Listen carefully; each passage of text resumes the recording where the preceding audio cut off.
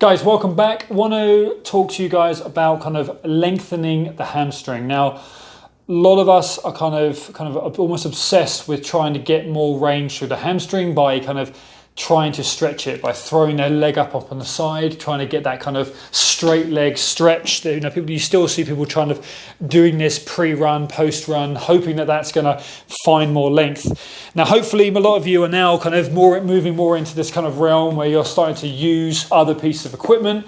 We obviously love a good resistance band, popping over the foot, going into this kind of straight leg raise, and obviously for us, what we're looking for is that, that full knee lockout. We're looking to actually get some real work going on into that hamstring, work into a range that allows you to find that stretch through the hamstring, but you're able to keep the hips on the ground, shoulders on the ground, so you're able to keep the other leg on the ground. You'll see people kind of doing it and you can see them kind of almost dragging the other foot up. You're kind of kidding yourself and you're forcing the issue too much. You're just not going to be getting them, it's not going to be pleasant and you're not going to be getting the most out of it. What I want you guys to be thinking about, obviously, as well, is contracting the quad, okay? Agonist, antagonist, we have our muscles obviously work in opposing ways. So you want to be able to have this ability to be able to contract the quad as you find this stretch.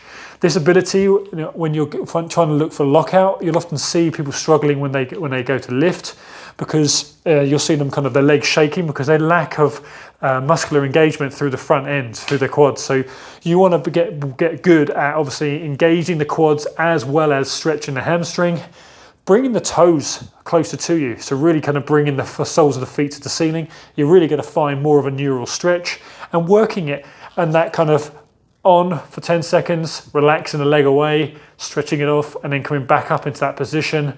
Again, thinking about your body position, the rest of your body. As you're getting this stretch, breathing through it, hips square, shoulders square, everything flat on the ground. Now, hopefully, guys, you're already kind of doing some of these principles.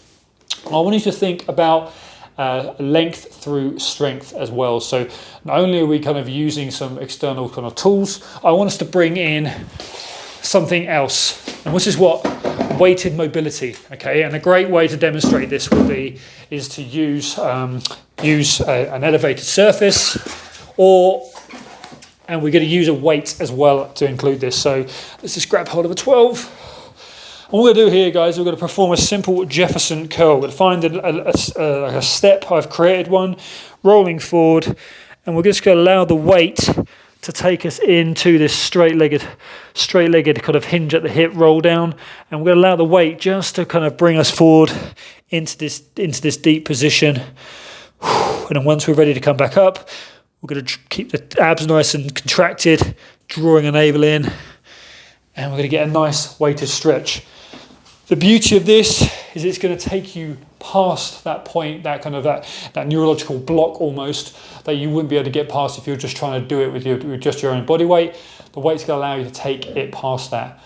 It's a great way, and there's no rush to this. It's more about putting the key muscles, the key tendons under a type of load, allowing you to relax and breathe through it. Find that length, 1, 2, 3 reps, take your time, doing a couple of sets of every other day. Great way to find some length as well as using a resistance band.